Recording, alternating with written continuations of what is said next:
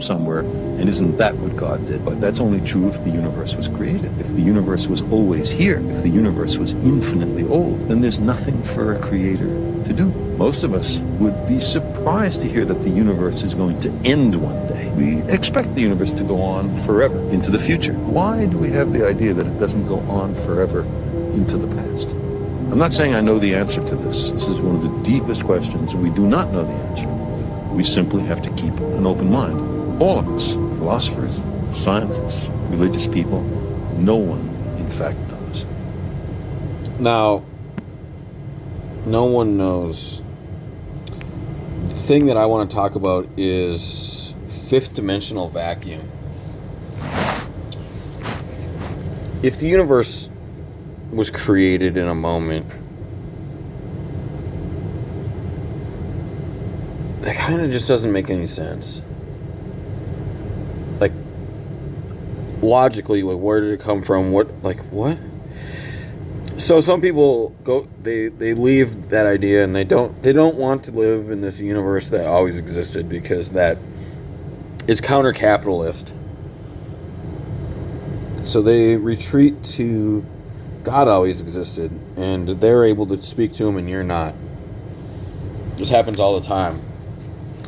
People say that they're the ones that are the chosen one that can speak to the God. And here's the thing is, some people are able to speak to a ancient being that you can't speak to. Right? So super advanced beings have to be targeted super advancedly and correctly, or you can't send to them, or they won't listen to you. Right?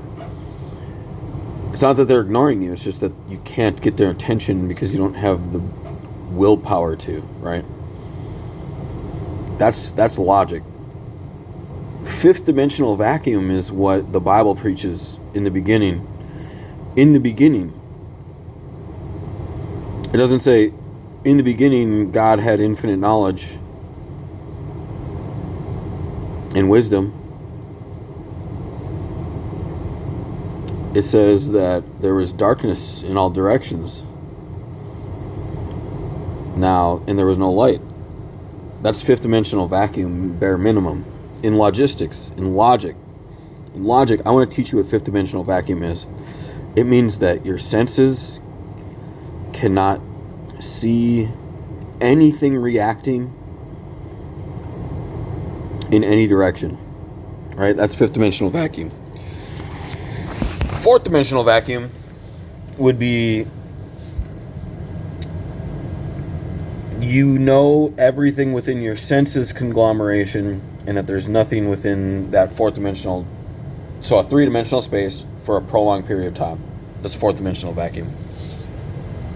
Fifth dimensional vacuum says there are subatomic particles, there are gravitons in there, and there are a small amount of particles per square inch inside that vacuum.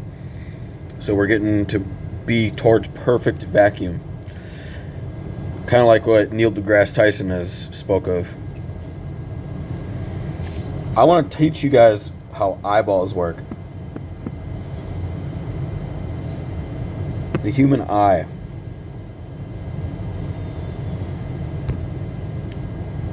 The human eye matters so much in this topic because, now, what I believe in tacit plex. Basically, where every religion that can be binarily contradicting can simultaneously be true, granted that the universe had infinite micromass, right? So the singularities, there can be infinite singularities of true binarily contradicting things in the same resonant place that we're in between them. We're in between the multiple religions that are all true, right? Or all of them that are true. And we can choose any of them or all of them that are true to be true or more true for us. And that's that kind of wisdom, you know, it comes with understanding eyes.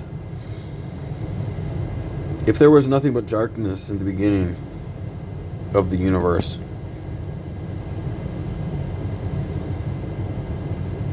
then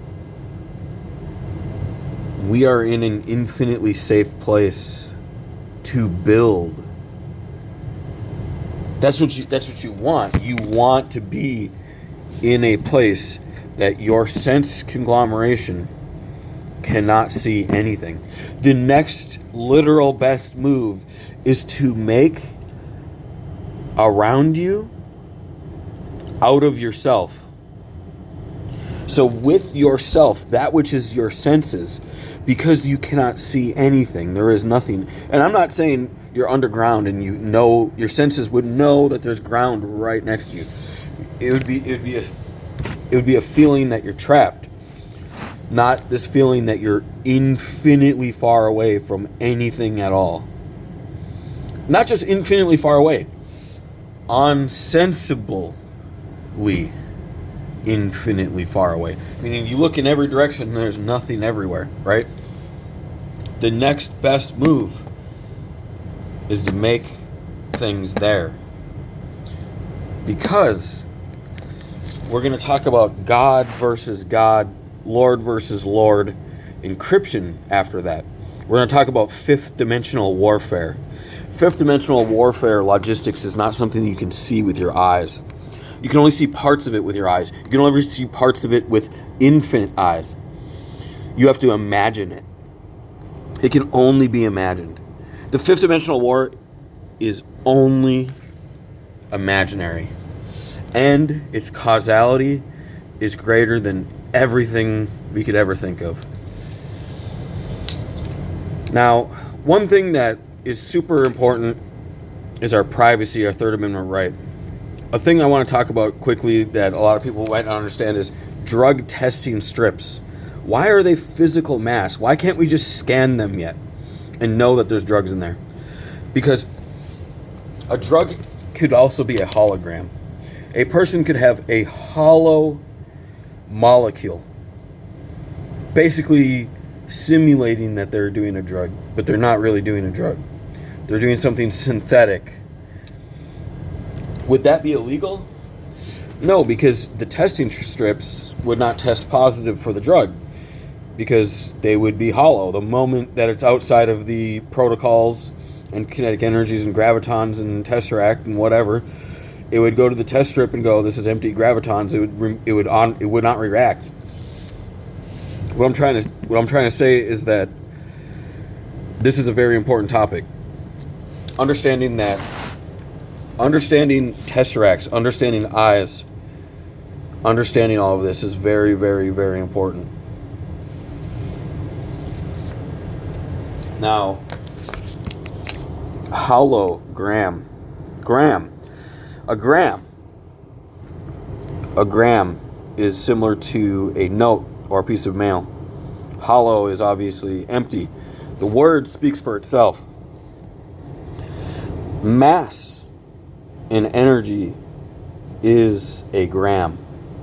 It is a unit of mail. It is a mail device. It's a data storage device. It sends it to you. If it has energy and mass and it is moving and reacting and living, if it holds data, you will see it and you will feel it. You'll know it's there because it is a gram. Now, I'm not talking about a unit, 1 gram. I'm talking about the word we just kind of invented, like a telegram. Now, a hologram is what we're trying to talk about here. Is we're trying to make the universe a filled gram, a real gram. We're not trying to make a hologram. Some people say that the universe is a hologram. It is not a hologram. Oh, you don't even get me started on how it's not a hologram. In fact, you wouldn't live if you were a hologram. If you were just remote controlling a hologram, that would be similar to a state of technology in which you are truly a gram, you're truly a non-hologram, right? Remote controlling a hologram with a bunch of deities and people and gods and whatever, and in a world in which is a hologram. It's called tacit plexing. Tacit plexing is a really cool idea. We're all holograms, but we're also not physically. Here's a problem, though, that counters that. One virus that is to recode the position at which you are looking. One kinetic virus is all it would take to swap you into looking at each other for real. And now your hologram defense does not work anymore, which is a danger, because hologram theory can lead to schizophrenia. Thinking that you're in a video game and that it's okay to attack each other and kill each other, well, it only takes one more evil person than you